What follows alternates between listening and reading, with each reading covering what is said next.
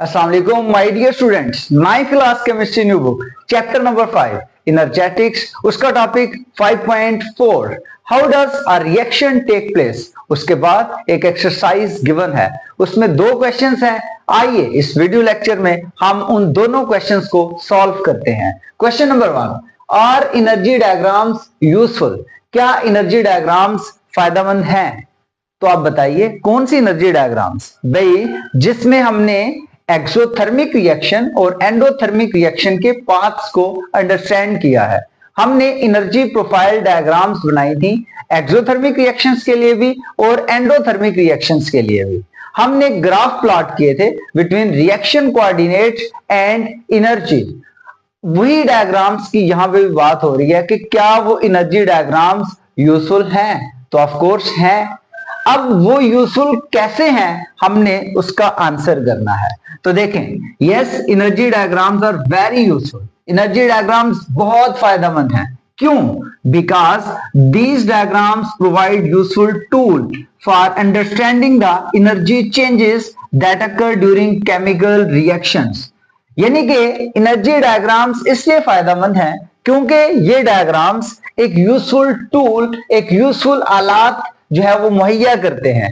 क्या मेजर करने के लिए, क्या अंडरस्टैंड करने के लिए? एनर्जी में आने वाले चेंजेस। और वो एनर्जी में आने वाले चेंजेस कौन से हैं? जो केमिकल रिएक्शन के दौरान आते हैं। भाई देखिए, केमिकल रिएक्शन के दौरान एनर्जी में चेंजेस आते हैं।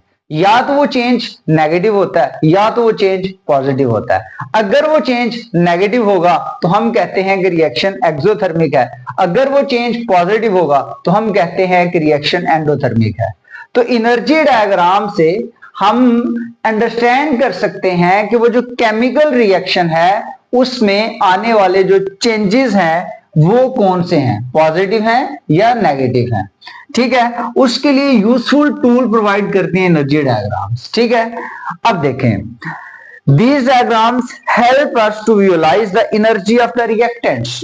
आप इन डायग्राम्स की मदद से रिएक्टेंट्स की एनर्जी भी चेक कर सकते हो एंड प्रोडक्ट और प्रोडक्ट की एनर्जी भी चेक कर सकते हो। देखें, हमने जब एक्सोथर्मिक रिएक्शन और एंडोथर्मिक रिएक्शंस के लिए एनर्जी डायग्राम बनाई थी तो हमने क्या कहा था, वहां पे रिएक्टेंट की एनर्जी और प्रोडक्ट की एनर्जी को मेंशन किया था। तो वो जो रिएक्टेंट की एनर्जी कम थी या प्रोडक्ट की एनर्जी ज्यादा थी, रिएक्टेंट की एनर्जी ज्यादा थी या प्रोडक्ट की एनर्जी कम थी, वो चीज को हम विजुअलाइज जो कर रहे थे वो किसकी मदद से कर रहे थे? एनर्जी डायग्राम की मदद से कर रहे थे। इट मींस कि अगर हमने चेक करना हो कि रिएक्टेंट की एनर्जी कितनी है, प्रोडक्ट की एनर्जी कितनी है, तो हम एनर्जी डायग्राम्स की मदद से कर सकते हैं। और उसके बाद हम यही नहीं कि रिएक्टेंट और प्रोडक्ट की एनर्जी को ही चेक कर सकते हैं, बल्कि हम ये भी देख सकते हैं कि एक रिएक्शन के लिए कितनी एक्टिवेशन एनर्जी चाहिए। यानी कि रिएक्टेंट्स को प्रोडक्ट में चेंज करने के लिए एनर्जी की कितनी मिकदार चाहिए, ये होती है एक्टिवेशन एनर्जी। ठीक है, तो एक्टिवेशन एनर्जी का भी अंदाजा जिसे हमने EA से रिप्रेजेंट किया था, ये एक्टिवेशन एनर्जी का अंदाजा भी हमें हो जाता है with the help of energy diagrams। अब देखें, these diagrams are also helpful in predicting whether the reaction is exothermic or endothermic। यानी कि ये डायग्राम से हम ये भी अंदाजा लगा सकते हैं कि जो केमिकल रिएक्शन हो रहा है वो एक्सोथर्मिक है या एंडोथर्मिक है।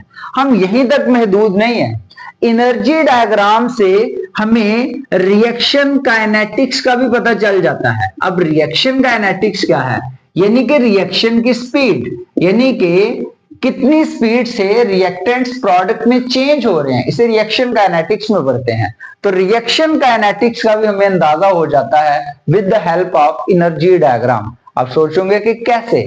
भाई मैंने आपको बताया था कि रिएक्टेंट्स ने जब प्रोडक्ट में चेंज होना है तो उसे एक हिल क्रॉस करनी पड़ेगी। वो जो हिल थी ट्रांजिशन स्टेट। तो देखें, अगर ट्रांजिशन स्टेट वो जो हिल है वो छोटी होगी तो इसका मतलब है जल्दी से फौरन से रिएक्टेंट प्रोडक्ट में चेंज हो जाएंगे। तो ये आप लोगों के स्कोप के लिए एनफ है। जो जितनी बातें मैंने राइट की हैं आप लोगों ने इन्हें अंडरस्टैंड कर लेना है और याद कर लेना है। ओके, क्वेश्चन नंबर 2 की तरफ मूव करते हैं। स्टेटमेंट को रीड करते हैं। Draw N energy profile diagram. एक एनर्जी प्रोफाइल डायग्राम को ड्रा करें फॉर हाइपोथेटिकल रिएक्शन।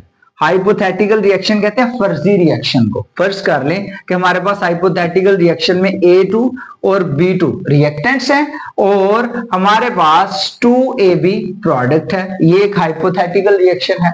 इस तरह के रिएक्शन के लिए आपने एनर्जी प्रोफाइल डायग्राम बनानी है। Which does not evolve or absorb heat, जो ना तो एनर्जी को इवॉल्व करे ना तो एनर्जी को ऑब्जॉर्व करे। भाई देखें, आपने एनर्जी प्रोफाइल डायग्राम बनानी है, लेकिन एनर्जी प्रोफाइल डायग्राम एक फर्जी रिएक्शन के लिए बनानी है और उस फर्जी रिएक्शन में ना तो हीट खारिज हो रही है ना हीट जज्ब हो रही है। ठीक है, तो देखें एनर्जी प्रोफाइल डायग्राम ऐसे रिएक्शन के लिए बनाना जिसमें ना एनर्जी इवॉल्व हो ना एनर्जी ऑब्जॉर्व हो, हम कहते हैं कि वो न्यूट्रली थर्मल रिएक्शन होता है। Neutrally thermal reaction. और जब हम न्यूट्रली थर्मल रिएक्शन के लिए एनर्जी प्रोफाइल डायग्राम ड्रा करते हैं तो वहां पे रिएक्टेंट्स और प्रोडक्ट की एनर्जी बिल्कुल सेम होती है। तो आइए एनर्जी प्रोफाइल डायग्राम को बनाते हैं। एनर्जी प्रोफाइल डायग्राम को बनाएंगे दो फैक्टर्स के दरमियान। एक हमारे पास होगा एक्स एक्सिस पे फैक्टर और एक होगा वाई एक्सिस पे फैक्टर। पहले तो देखें, हम यहाँ पे एक्स एक्सिस की बात करते हैं। एक्स एक्सिस पे हम लेते हैं reaction coordinate. Reaction coordinate, reaction coordinate जो है इसे हमने ले लिया ऑन एक्स एक्सिस। ओके, और दूसरे नंबर पे एनर्जी, और एनर्जी पोटेंशियल एनर्जी होती है आमतौर पे, इसको हमने ले लिया है वाई एक्सिस पे। अब देखें, ये दो फैक्टर्स के दरमियान एनर्जी प्रोफाइल डायग्राम बननी है और हमें कंडीशन उसने बताई है कि ऐसी कंडीशन है जिसमें ना तो एनर्जी जो है वो इवॉल्व हो रही है ना एनर्जी जो है वो ऑब्जॉर्व हो रही है। ठीक है, तो ऐसे रिएक्शन के लिए जो प्रोडक्ट और रिएक्टेंट्स होते हैं उनकी एनर्जी का लेवल सेम होता है। तो फर्ज करें कि यहाँ पे आपके पास हैं ये रिएक्टेंट्स, ये देखें ये आपके पास है रिएक्टेंट्स। यहां से रिएक्टेंट्स रिएक्ट करना शुरू हुए, ट्रांजिशन स्टेट में गए और उन्होंने बना दिए प्रोडक्ट्स। तो देखें ये रिएक्टेंट्स हैं, ये आपके पास है रिएक्टेंट्स और ये आप लोगों के पास हैं प्रोडक्ट्स। तो रिएक्टेंट्स और प्रोडक्ट्स का जो एनर्जी लेवल है वो सेम होगा और ये जो स्टेट है इस स्टेट को बोलेंगे transition state. Transition state. Okay, और आपको पता है कि यहाँ पे हम शो करते हैं एनर्जी को और उस एनर्जी का नाम है एक्टिवेशन एनर्जी और activation energy is represented by E। Whereas this is the energy profile diagram for a hypothetical reaction which does not evolve or absorb heat. Students, हमें ये दो क्वेश्चंस गिवन थे, हमने इस वीडियो लेक्चर में इन दोनों questions को सॉल्व किया है। मिलते हैं नेक्स्ट वीडियो लेक्चर में। अल्लाह हाफिज।